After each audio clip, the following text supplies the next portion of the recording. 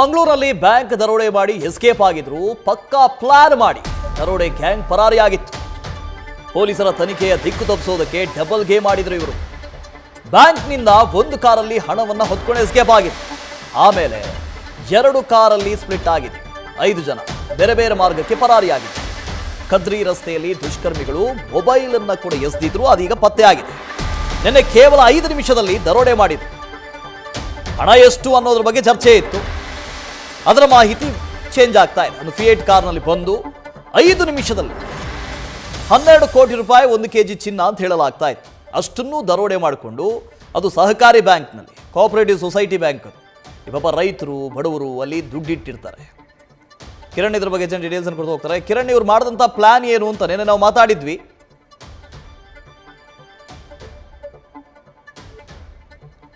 ಕಿರಣ್, ಕೇಳಿಸ್ತಾ ಇದೆಯಾ?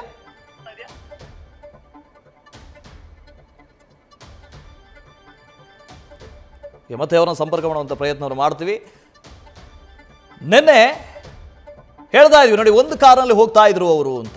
ಬಟ್ 1 ಕಾರ್ನಲ್ಲಿ ಹೋಗಿ ಆನಂತರ 2 ಕಾರಿಗೆ ಸ್ಪ್ಲಿಟ್ ಆಗಿದ್ದಾರೆ. ಒಟ್ಟು 5 ಜನ ಇದ್ರು, ಫಿಯೇಟ್ ಕಾರ್ನಲ್ಲಿದ್ದರು.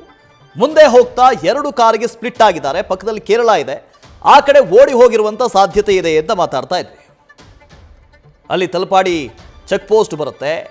ಇವರು ದರೋಡೆ ಮಾಡಿರೋದು ಕೇವಲ 5 ನಿಮಿಷ. ಆ 5 ನಿಮಿಷದಲ್ಲಿ ದರೋಡೆ ಮಾಡಿ ಒಂದು 6-7 ಕಿಲೋಮೀಟರ್ನಲ್ಲಿ ತಲಪಾಡಿ ಚೆಕ್ ಪೋಸ್ಟ್ ಬರುತ್ತೆ.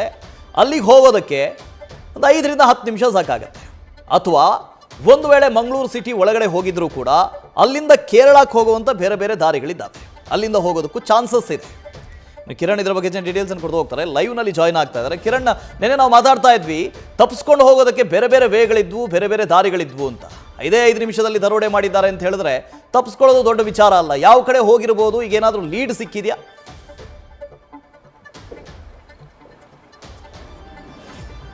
ವಾಸು, ನಿನ್ನೆ ನಡೆದಂತಹ ದರೋಡೆ ಪ್ರಕರಣದಲ್ಲಿ ಹಲವಾರು ಮಹತ್ವದ ಮಾಹಿತಿಗಳನ್ನು ಪೊಲೀಸರು ಕಲೆ ಹಾಕಿದ್ದಾರೆ. ಒಂದು, ಅವರು ದರೋಡೆ ನಡೆಸಿದ ನಂತರ ಮಧ್ಯಾಹ್ನ 1:20 ಒಳಗಡೆ ಈ ನಡೆದಿರುವಂತಹ ಘಟನೆ ಇದು. ಬ್ಲೂ ಕಲರ್ ಒಂದು ಫಿಯೇಟ್ ಕಾರ್ನಲ್ಲಿ ಬಂದಂತಹ 6 ಜನರು ದರೋಡೆ ನಡೆಸಿದ್ದಾರೆ. ಅವರು ಪಕ್ಕಾ ಪ್ರೊಫೆಷನಲ್ ಅನ್ನೋದು ಇದ್ರ ಗೊತ್ತಾಗುತ್ತೆ. ಯಾಕಂತ ಹೇಳಿದ್ರೆ ಅವರು ಬರಬೇಕಾದ್ರೆ ಎಲ್ಲ ಪ್ಲಾನಿಂಗ್ ಮಾಡ್ಕೊಂಡು ಬಂದಿದ್ದಾರೆ. ಅದರ ನಂತರ ಎಲ್ಲ ರೇಖಿ ಮಾಡಿದ್ದಾರೆ. ಅದಕ್ಕಿಂತ ಮೊದಲು ಇಡೀ ಒಂದು ಏರಿಯಾದ ರೇಖಿ ಮಾಡಿದ್ದಾರೆ. ಯಾವ ದಿನ ಮಾಡಬೇಕು ಅನ್ನೋದನ್ನು ಅವರು ಪರ್ಫೆಕ್ಟಾಗಿ ಪ್ಲ್ಯಾನಿಂಗ್ ಮಾಡಿಕೊಂಡೆ, ಡೇಟನ್ನು ಕೂಡ ಪ್ಲ್ಯಾನಿಂಗ್ ಮಾಡಿಕೊಂಡೇ ಬಂದಿರುವಂಥದ್ದು, ಟೈಮಿಂಗ್ ಕೂಡ ಪ್ಲ್ಯಾನಿಂಗ್ ಮಾಡಿಕೊಂಡೇ ಬಂದಿರುವಂಥದ್ದು. ಯಾಕಂದರೆ ಮಧ್ಯಾಹ್ನ 1 ಗಂಟೆ 1:20 ನಡುವೆ ನಡೆದಂತಹ ಘಟನೆ ಇದು. ಇದರಲ್ಲಿ ಒಂದು ಕಾರ್ ಮಾತ್ರ ಅಲ್ಲ, 2 ಕಾರ್ ಯೂಸ್ ಆಗಿದೆ ಅನ್ನೋದು ಮಹತ್ವದ ಮಾಹಿತಿ ಪೊಲೀಸರಿಗೆ ಲಭ್ಯವಾಗಿರುವಂಥದ್ದು.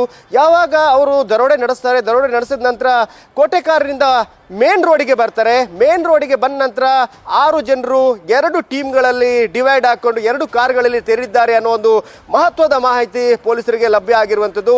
ಈ ಹಿನ್ನೆಲೆಯಲ್ಲಿ 2 ಕಾರ್ಗಳನ್ನು ಟ್ರ್ಯಾಕ್ ಮಾಡುವಂತಹ ಪ್ರಕ್ರಿಯೆ ಈಗ ಆರಂಭವಾಗಿದೆ. ನಿನ್ನೆಯಿಂದನೇ ಆರಂಭವಾಗಿರುವಂಥದ್ದು. ಒಂದು ಕಾರ್ ಕೇರಳದ ಬಾರ್ಡರ್ ದಾಟಿ, ಅಂದರೆ ತಲಪಾಡಿಯ ಟೋಲ್ ಗೇಟ್ ದಾಟಿ ಹೋಗಿರುವಂಥದ್ದು ಈಗಾಗಲೇ ಗೊತ್ತಾಗಿರುವಂಥದ್ದು. ಯಾಕಂದರೆ ಅವರು ಅಲ್ಲಿ ಟೋಲ್ ಬೂತಲ್ಲಿ 150 ರೂಪಾಯಿ ಒಂದು ಚಲನ್ ಕಟ್ಕೊಂಡು ಹೋಗಿರುವಂಥದ್ದು ಗೊತ್ತಾಗಿದೆ. ಹಾಗಿದ್ರೆ ಅದನ್ನು ಟ್ರ್ಯಾಕ್ ಮಾಡ್ತಾರೆ. ಇನ್ನೊಂದು ಗಾಡಿ ಮಂಗಳೂರು ಕಡೆ ಬಂದಿರುವಂಥದ್ದು, ಅದು ಶೆವರ್ಲೆ ಗಾಡಿ ಅಂತ ಹೇಳಲಾಗುತ್ತೆ. ಆ ಶೆವರ್ಲೆ ಗಾಡಿಯಲ್ಲಿ ಮಂಗಳೂರು ಕಡೆ ಬಂದಿದ್ದಾರೆ. ಮಂಗಳೂರಿಗೆ ಯಾಕಂದರೆ ಯಾವಾಗ ದರೋಡೆ ನಡೀತು, ಅಲ್ಲಿರುವ ಸಿಬ್ಬಂದಿಯ ಒಬ್ಬರ ಕೈಯಿಂದ ಒಂದು ಮೊಬೈಲನ್ನು ಕಸ್ಕೊಂಡಿರ್ತಾರೆ. ಆ ಮೊಬೈಲನ್ನು ಇಂಟೆನ್ಷನಲಿ ತೊಗೊಂಡು ಬಂದಿರುವಂಥದ್ದು.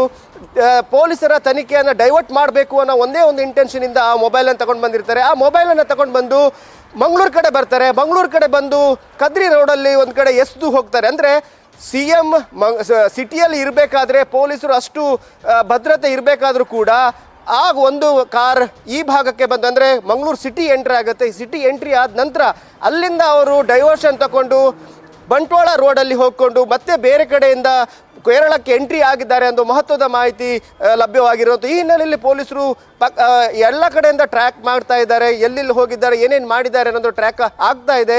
ಹಲವಾರು ಮೊಬೈಲ್ ನಂಬರ್ಗಳನ್ನು ಟ್ರ್ಯಾಕ್ ಮಾಡ್ತಾರೆ. ಯಾಕಂದರೆ ಯಾವಾಗ ಆ ಘಟನೆ ನಡೀತು ಆ ಸಂದರ್ಭದಲ್ಲಿ ಆ ಭಾಗದಲ್ಲಿರುವಂತಹ ಎಲ್ಲ ಆ್ಯಕ್ಟಿವ್ ಮೊಬೈಲ್ಗಳನ್ನು ಟ್ರ್ಯಾಕ್ ಮಾಡ್ತಾ ಇರುವಂಥದ್ದು. ಎಲ್ಲೆಲ್ಲಿ ಏನೆಲ್ಲ, ಅದಕ್ಕಿಂತ ಮೊದಲು ಎಷ್ಟು ಜನ ಬಂದಿದ್ದಾರೆ, 2-3 ದಿನಗಳ ಹಿಂದೆ ಆ ಭಾಗದಲ್ಲಿ ಯಾರೆಲ್ಲ ಬಂದು ಹೋಗಿದ್ರು, ಪ್ರತಿಯೊಬ್ಬರನ್ನ ಅಲ್ಲಿ CCTV ಫುಟೇಜ್ಗಳನ್ನು ಚೆಕ್ ಮಾಡ್ತಾ ಇರುವಂಥದ್ದು. Vasu, okay, thank you Kiran.